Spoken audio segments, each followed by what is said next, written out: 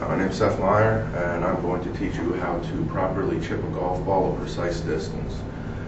Whether you're an avid golfer or just play recreationally, knowing how to properly chip a golf ball can greatly increase your success on the course. The chip shot is immensely powerful yet undertrained skill. It can be used to improve upon a good drive or get you out of trouble. Can be used if you need to get back on the fairway, if you happen to screw up your first shot, got you in the rough somewhere or in some bushes. It helps you get yourself out of trouble again, and can also be used to get you if you have a small bush or shrub in front of you. It's an excellent shot to clear that shrub and get yourself back on track. If you have any obstruction, for example, a sand trap between you and your goal where you want to put the ball, the chip shot is great for getting over those as well. Basically any short distance you have between the ball and where you want it to go, the chip shot is what you're going to need. I'm going to demonstrate the proper form needed to successfully execute the chip shot, as well as certain key facts you have to know to gain the result that you desire. First and foremost, you have to determine how far the ball must travel. There's 2 points to this. You have to determine how far you want the ball to travel in the air, as well as how far you want the ball to travel after it's hit the ground.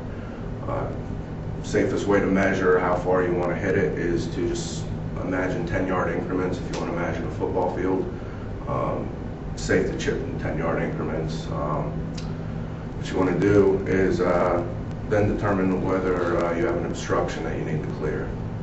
For example, if you have a small bush or a shrub. There's 3 different kinds of wedges that you're going to use with a chip shot. It could be a lob wedge, which I'm going to be demonstrating with. You also have a sand wedge, and there's a pitching wedge. The difference between the 3 clubs is the loft, or the angle of the club face. The greater the loft, the more air you're going to get out of the shot.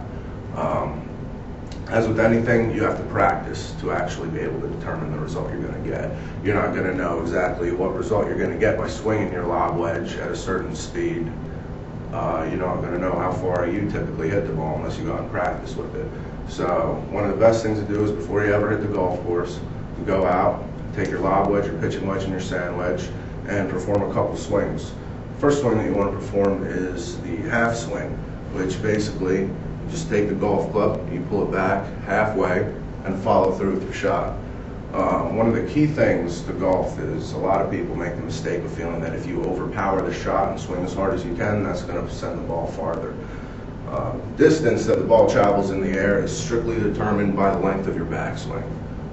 For example, if I go to a 3/4 backswing, come through, I'm probably going to hit the ball about 25% further. If I go to the full swing, then I'm going to hit it that much further as well. So every person's going to swing differently. Every person is going to execute the shot differently, and even having a different club is going to change how far it's going to fly. So the best thing to do is just to practice before you ever get out onto the course. So begin with the lob wedge, practice those shots, and do that with the pitching wedge and the sand wedge also. You will notice that the high loft of the lob wedge, after you've done that, gives you that arc you want. So if you're trying to clear an obstruction like a bush, you want to use that lob wedge. If you're just trying to get over, say, a sand trap or a bunker, you can use your pitching wedge or even a sand wedge. Okay.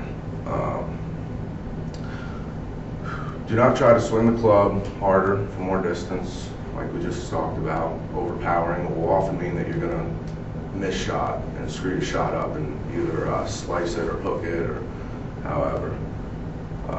Keeping your eyes on the ball from start to finish is extremely important. A lot of times people have the tendency when they get here to start looking to where they want to hit the ball. By doing this, when you start to pull your head away, your body's going to pull away with it. So you want to make sure that you keep your head down throughout the shot and pick your head up as you follow through. That about covers it. You should now be able to